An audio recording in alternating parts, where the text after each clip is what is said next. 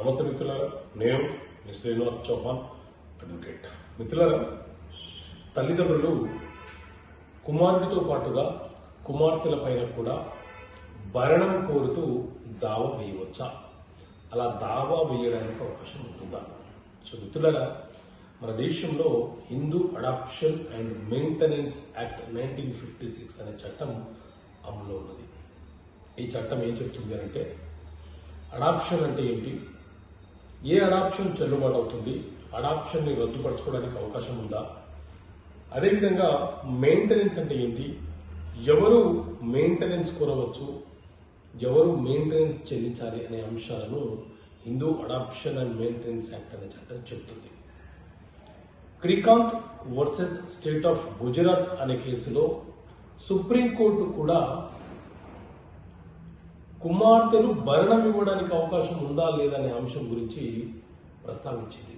అయితే ఈ Hindu adoption and maintenance act చట్టం ఏం చెప్తుంది అంటే, కుమారులతో పాటు కుమార్తెలు తల్లిదండ్రులకు సంబంధించిన వారసత్వపు ఆస్తిలో వాటా కోరే హక్కును ఏ రకంగా అయితే కలిగి ఉంటారో, ఆ తల్లిదండ్రుల యొక్క పోషణను, ఆ తల్లిదండ్రుల యొక్క బాగోగులను చూసుకునే బాధ్యత కూడా కుమార్తెలకు ఉంటుంది అనే విషయాన్ని స్పష్టం చేసింది.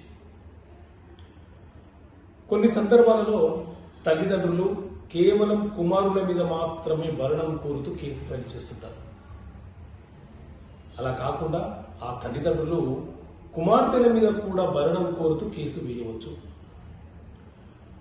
కుమారులు లేని సందర్భంలో కుమార్తెను చూడకపోతే కేవలం కుమార్తెల మీద మాత్రమే కేసు ఫైల్ చేసి భరణం కోరే హక్కు వాళ్ళకు ఉంటుంది.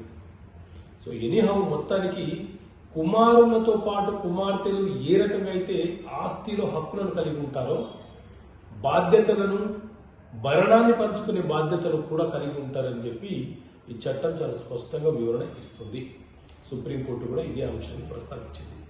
కాబట్టి వయోవృద్ధులైనటువంటి తల్లిదండ్రులు వారి ఆస్తులను కుమార్తెలు తీసుకున్నా, కుమారులు తీసుకున్నా వారిని పట్టించుకోకపోతే వాళ్ళు ఆ డాక్యుమెంట్లను రద్దుపరచవచ్చు. సీనియర్ సిటిజన్షిప్ యాక్ట్ 2007 ప్రకారంగా వారు పొందే భరణాన్ని కూడా పొందే హక్కును కలిగి ఉంటారు.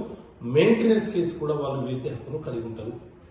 సో ఇలా చట్టపరమైనటువంటి అంశాలను మీకు అర్థమయ్యే భాషలో చట్టపరమైన సమస్యలకు పరిష్కారం పుస్తకంలో వివరించే ప్రయత్నం చేశాను. ఈ పుస్తకం కావాలనుకునే వ్యక్తి ఇక్కడ కనిపిస్తున్న నెంబర్ కాల్ చేసి పుస్తకాన్ని పొందవచ్చు. ఓకే మిత్రులారా, థ్యాంక్ యూ.